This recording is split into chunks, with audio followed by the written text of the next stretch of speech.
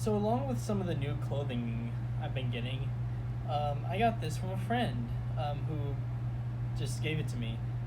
It is a shirt of 3 sand troopers and Darth Vader doing the Beatles walk. So that's really sweet. What's not sweet, however, is the movie I had to watch tonight. This is From Hell. Released in 2001 by 20th Century Fox, this was directed by the Hughes brothers, who've done Menace to Society and Dead Presidents, which Dead Presidents is pretty good, and stars Johnny Depp, Heather Graham, and Robbie Coltrane, and that old guy from Lord of the Rings. And yeah, I did not enjoy this one. Let's get the positives out of the way.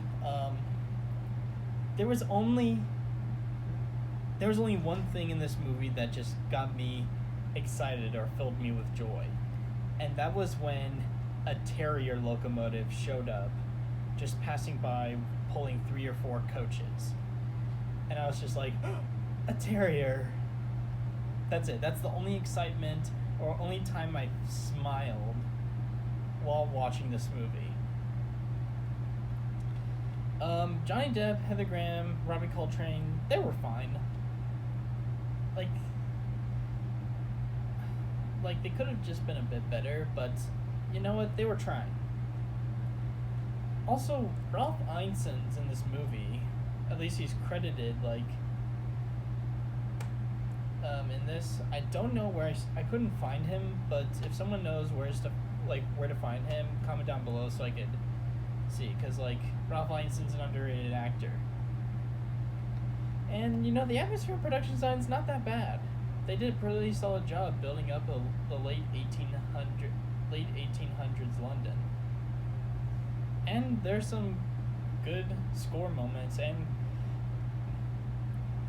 the one visual standout for me was when Johnny Depp and Heather Graham were making out in an alley, and there's just some really good lighting.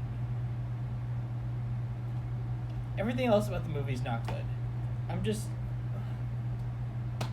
The characters just seem nothing. I don't know, I get that some of these characters are taken by surprise by some of these murders, but if I were just writing the script, I would have some of them try to defend themselves. Or have one character kind of notice, whenever the Jack the Ripper is offering them a ride, one of them could just be hesitant about it. I want the characters to be smart. I don't want them to be dumb plot devices. There was one instance in the film where Johnny Depp's character is just tied up, and then he just headbutts someone. That was the only time where someone was defensive. One of the main characters we're supposed to root for is defensive, and that was kind of cool. The pacing is also just this movie did not need to be 2 hours long. You could have had this be an hour and a half movie or something. I don't know. But I feel with this film's biggest crime, it's just